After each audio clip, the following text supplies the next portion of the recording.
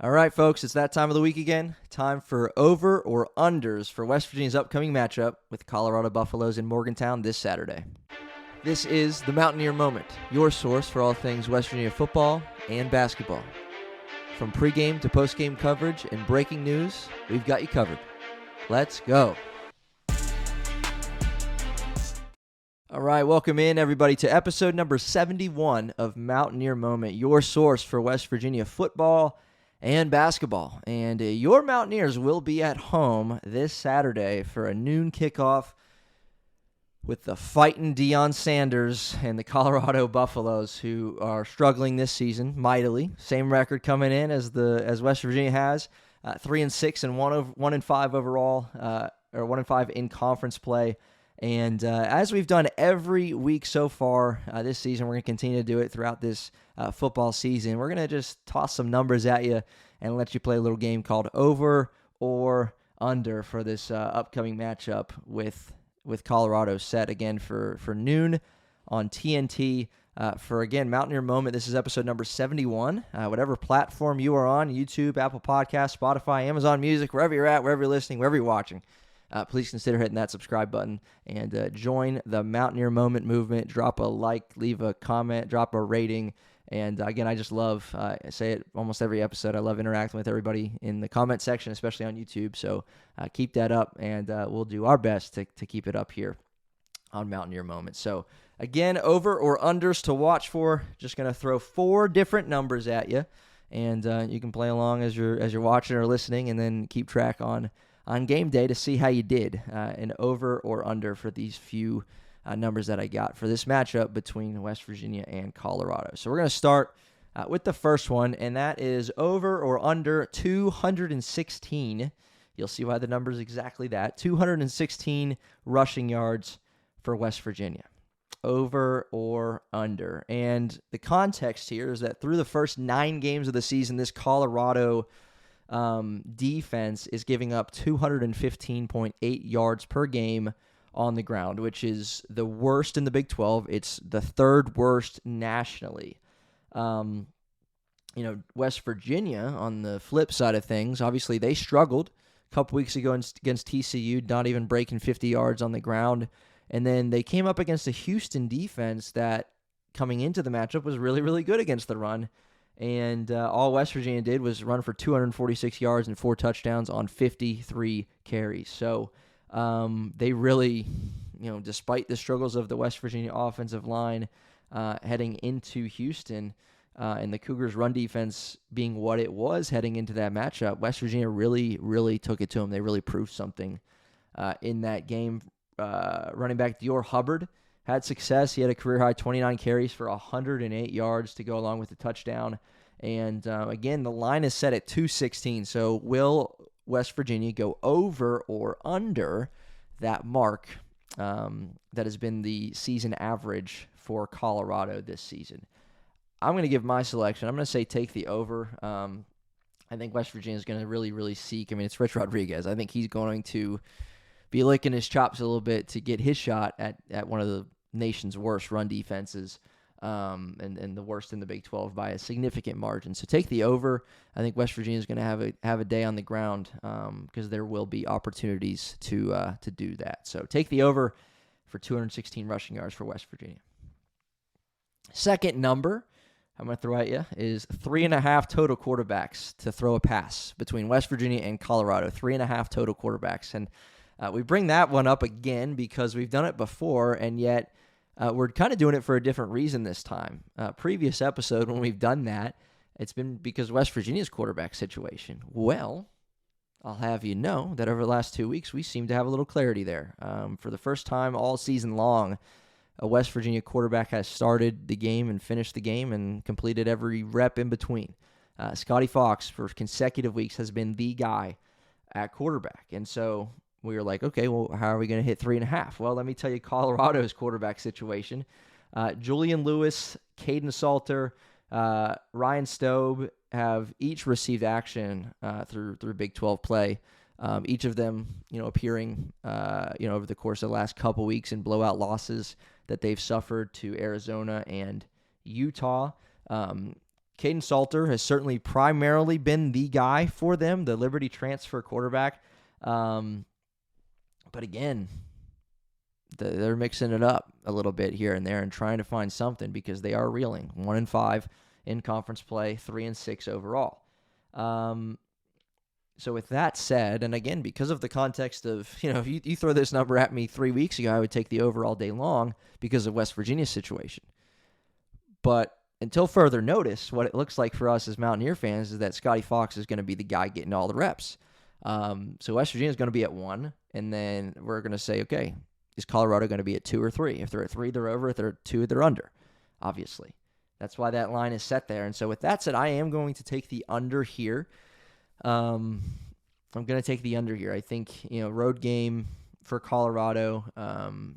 Again, I don't know, their quarterback situation in great detail. I do know Caden Salter pretty well as a Liberty grad myself. So, I've seen him play, and he can play, obviously, but has not had, obviously, the success that they were hoping for this season. So we'll see to what degree they mix it up in Morgantown, but take the under of 3.5 for this one. All right, just 2 more to go for over or unders, West Virginia versus Colorado edition.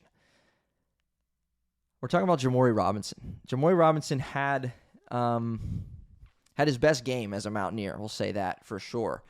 In that road win against Houston, he was the AAC Defensive Player of the Year in 2024. There was, issues, remember, way back in August regarding his eligibility, and he had to sit out 2-3 games, and then, there was word that he wasn't in the best of shape, even from the coaching staff saying that. But he came against Houston. He did play. I don't know if it was the most snaps he has seen so far this season in a single game, but I'd have to guess it was. But he had a half sack, an assisted TFL, and 2 tackles and a fumble recovery.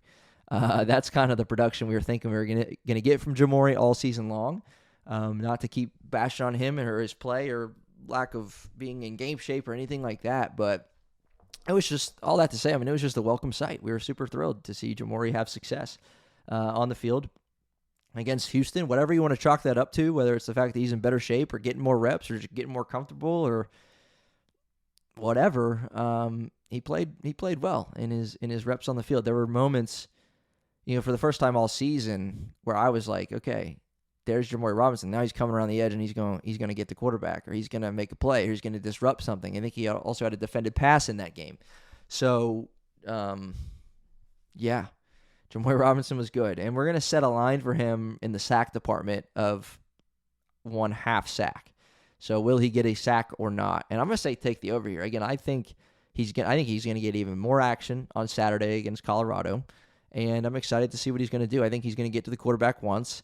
This Colorado offensive line is susceptible to giving up sacks. They've allowed 10 over just the last 2 weeks in those blowout losses.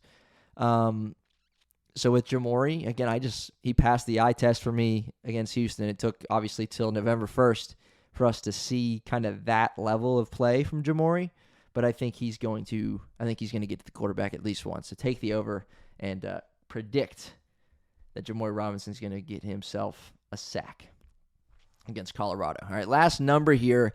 We're talking about Scotty Fox and his clear 3 favorite weapons on the outside for West Virginia. Cam Vaughn, Rodney Gallagher, and Jeff Weimer. They have hauled in 23 passes combined over the last 2 weeks, with Scotty being, that full-time guy at quarterback. Obviously, the line here, you have to take into consideration how effective West Virginia is going to be running the ball. But we're going to set a line of 11.5 total receptions for Vaughn, Gallagher, and Weimer. 11.5 total receptions for those 3 receivers, over or under. And again, I think the answer to this is less found in, those 3 guys' pass catching ability and Scotty's ability to deliver them catchable balls. I think the factor here is just how effective West Virginia is going to be running the football, because they're going to try and run the football. You'd be crazy not to against this Colorado defense, who we mentioned a moment ago is giving up 216 yards per game on the ground, worst in the Big 12 in that department. So you'd have to be crazy not to try and run the football. And so if West Virginia is effective running it early and often, then there's going to be less opportunities. There's a limited number of plays that you can get in a football game. And if we're not needing to pass as much, then that under could hit.